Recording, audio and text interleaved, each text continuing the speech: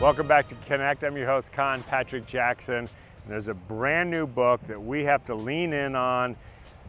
Her son was tragically killed by ISIS, and he was doing such an important work as a journalist. That happened over 10 years ago. But she's collaborated on a brand new book, and we're thrilled to go to Washington, D.C. right now to talk to her. I believe she's at American University, and there she is. And do tell us about your amazing son. And when he was little, just tell us about his curiosity. What did he have a passion for? Jim was always very curious. He embraced life. He was always wanted to make friends, understand the world, loved books from the time he was tiny. Before he could read, he wanted to be read to. And after that, he always had a book with him. As a matter of fact, that's how we met Colin McCann, because there was a photo of Jim reading his book, Let the Great World Spin, that was sent to Colin McCann after Jim's murder. And that's what piqued his curiosity about Jim's story. Well, he took that curiosity, became a world-renowned journalist, but what led him to Syria? Jim felt that what was happening, the Arab Spring in 2011, 2012, was a historic moment. And it was dangerous, and he knew that. And therefore, a lot of staff media was leaving the area, leaving kind of a void of news folks covering the events. So a lot of freelancers were going into the area so that we Westerners would know what was happening. And Jim really wanted to know what was going on and felt it was important news to bring back home. There's a phrase that I know that you have used, and I just want to lean in on it. What does moral courage mean to you? Well, it was actually Jim who has challenged me with that phrase. It was after he returned from a brief detention in Libya.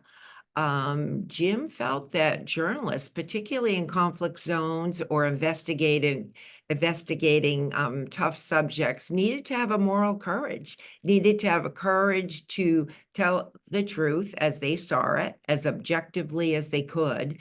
No matter what the consequences, no matter if it affected their job or had ill consequences for them. So he really felt it was very important as a journalist, but I also have found that it's been important in any walk of life, to be honest, to try to make a difference for good, to do the right thing, even when it's uncomfortable. As people pick up this book, what do you hope they take from it? Well, I would hope, first of all, to raise awareness as Americans. Sometimes we live in our own little bubble and are not aware of the way Americans are targeted around the world. A lot of people are jealous of our freedoms that we have. We're really very blessed in our nation in so many ways. So I want to raise awareness, but also to challenge all of us that in our daily life that we can choose to find silver linings, to try to make a difference, no matter what happens in our lives, even amid loss, that ordinary people like Jim can have a real impact on others and make a difference for good, is my hope. I hope it's a book about hope for others. The way you're making a difference speaks volumes through the foundation, through Jim's legacy. As we wrap, just talk to us about making a difference, because that's a lot of what this book is about. Well, I would like all fellow Americans to recognize their individual power, that we need to cherish our freedom and seek to make a difference for others. The James Foley Foundation is always in need of good people to help us in our mission, to those who are able to donate to our work.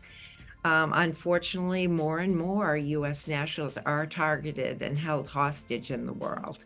So I welcome and invite anyone who's interested in our work or to just be inspired to make a difference in their own individual way.